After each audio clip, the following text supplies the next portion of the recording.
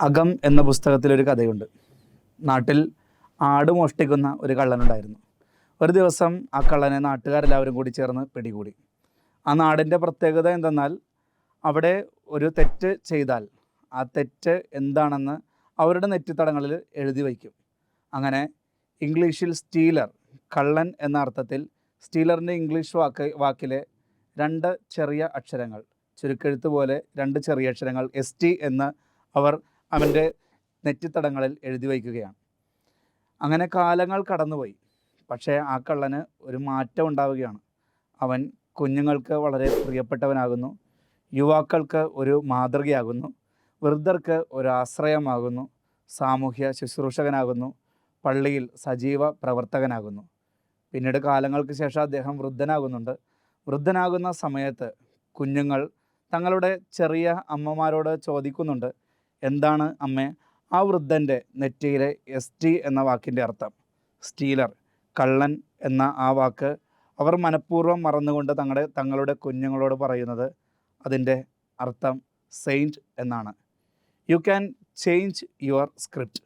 നമുക്ക് നമ്മുടെ തന്നെ കഥ മാറ്റി എഴുതാൻ ഒരു നോമ്പുകാലം കൂടി വരവായി.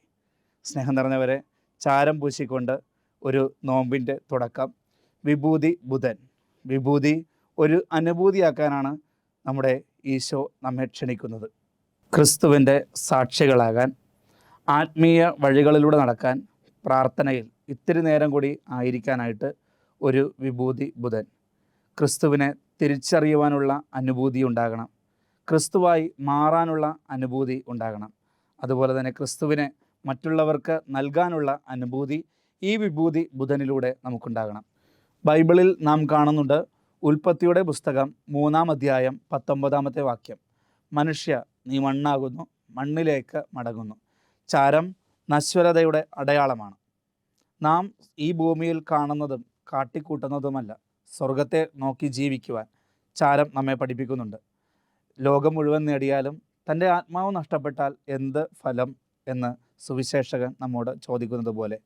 വീണ്ടും ഉൽപ്പത്തിയുടെ പുസ്തകം 18-ാം അധ്യായം 27-ാമത്തെ വാക്യം, അത് അബ്രഹാമിൻ്റെ പ്രാർത്ഥനയാണ്.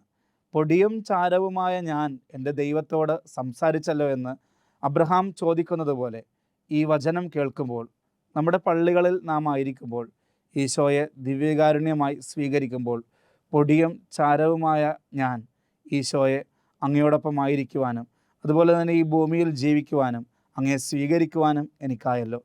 നശ്വരതയുടെ അടയാളമാണ്, അതുപോലെ തന്നെ എളിമയുടെ അടയാളമാണ്. ജോബിൻ്റെ പുസ്തകം 42-ാം അധ്യായം 6-ാമത്തെ വാക്യം, പൊടിയിൽ കിടന്നുകൊണ്ട്, ചാരത്തിൽ കിടന്നുകൊണ്ട് ഞാൻ പശ്ചാത്തപിക്കുന്നു. ചാരം പശ്ചാത്താപത്തിൻ്റെയും പ്രായശ്ചിത്തത്തിൻ്റെയും അടയാളമാണ്. ഇന്നത്തെ പ്രതിവചന സങ്കീർത്തനം പോലെ, കർത്താവെ എന്നോട് ദയ തോന്നണമേ, ഞാൻ പാപം ചെയ്തുപോയെന്ന് സങ്കീർത്തകൻ പറഞ്ഞതുപോലെ, നാം ഇന്നത്തെ പ്രതിവചന സങ്കീർത്തനത്തിൽ നിരന്തരം ഏറ്റുപറഞ്ഞതുപോലെ ആ പ്രായശ്ചിത്ത മനോഭാവം, ആ പശ്ചാത്താപ മനോഭാവം നമ്മുടെ ഹൃദയത്തിലും ഉണ്ടാകണം. ദൈവം അത്യധികം സ്നേഹിച്ച മനുഷ്യനെന്നാണ് ബൈബിൾ ഡാനിയലിനെ കുറിച്ച് പറയുന്നത്. ഡാനിയൽ പ്രവാചകൻ്റെ പുസ്തകം 9-ാം അധ്യായം 3-ാം വാക്യത്തിൽ നാം കാണുന്നുണ്ട്, തീക്ഷ്ണമായി ചാരത്തിൽ കിടന്നുകൊണ്ട് പ്രാർത്ഥിക്കുന്ന ഡാനിയലിനെ. ചാരം പൂശൽ അത് പ്രാർത്ഥനയുടെ അടയാളമാണ്. എസ്തേർ രാജ്ഞിയെയും നാം ബൈബിളിൽ കാണുന്നുണ്ട്. എസ്തേറിൻ്റെ പുസ്തകത്തിൽ 14-ാം അധ്യായം 3-ാം വാക്യത്തിൽ എസ്തേർ സംരക്ഷണത്തിനായാണ് ചാരം പൂശിക്കൊണ്ട് പ്രാർത്ഥിക്കുന്നത്. ദൈവമേ, ഏകയായ എന്നെ അങ്ങ് സംരക്ഷിക്കണമേ, മരണം എൻ്റെ കൈപ്പാട്ടിലെത്തിയിരിക്കുന്നു എന്ന് എസ്തേർ രാജ്ഞി പറഞ്ഞുകൊണ്ട് അവളുടെയും ഇസ്രായേൽ രാജ്യത്തിൻ്റെ മുഴുവൻ്റെയും സംരക്ഷണത്തിനായി പ്രാർത്ഥിക്കുന്നുണ്ട്. സ്നേഹം നിറഞ്ഞവരെ, ചാരം പൂശൽ അത് നശ്വരതയുടെ അടയാളമാണ്, എളിമയുടെ അടയാളമാണ്, പ്രായശ്ചിത്തത്തിൻ്റെയും പശ്ചാത്താപത്തിൻ്റെയും പ്രാർത്ഥനയുടെയും സംരക്ഷണത്തിൻ്റെയും അടയാളമാണ്. ജോയൽ പ്രവാചകൻ്റെ പുസ്തകത്തിൽ നിന്നാണ് ഇന്നത്തെ 1-ാം വായന. ആദ്യമേ തന്നെ പറയുന്നുണ്ട്, കർത്താവ് അരുൾ ചെയ്യുന്നു, ഇപ്പോഴെങ്കിലും ഉപവാസത്തോടും വിലാപത്തോടും നെടുവീർപ്പോടും കൂടെ നിങ്ങൾ എൻ്റെ അടുക്കലേക്ക് വരുവിൻ. അവിടുന്ന് ഉദാരമതിയും കാരുണ്യവാനും ക്ഷമാശീലനും സ്നേഹസമ്പന്നനും ശിക്ഷ പിൻവലിക്കുന്നതിൽ സന്നദ്ധനുമാണ്. ഈ നോമ്പുകാലം നോവുകാലമല്ലാതെ വസന്തകാലമായും അതുപോലെ തന്നെ സന്തോഷത്തിൻ്റെ കാലമായും നമുക്ക് മാറ്റാം. അങ്ങനെ ഈ വിഭൂതി ബുധൻ ഒരനുഭൂതിയായി തന്നെ നമുക്ക് കൊണ്ടാടാം. ക്രിസ്തുവാകുന്ന മൂലക്കല്ലിൽ തീർത്ത ഭവനങ്ങളാകാം, ക്രിസ്തുവാകുന്ന ഇടയൻ്റെ ആടുകളാകാം, ക്രിസ്തുവാകുന്ന മുന്തിരിവള്ളിയിലെ ശാഖകളാകാം, ക്രിസ്തുവാകുന്ന ശരീരത്തിലെ അവയവങ്ങളാകാം, ക്രിസ്തുവാകുന്ന ഇടയൻ്റെ ആടുകളാകാം.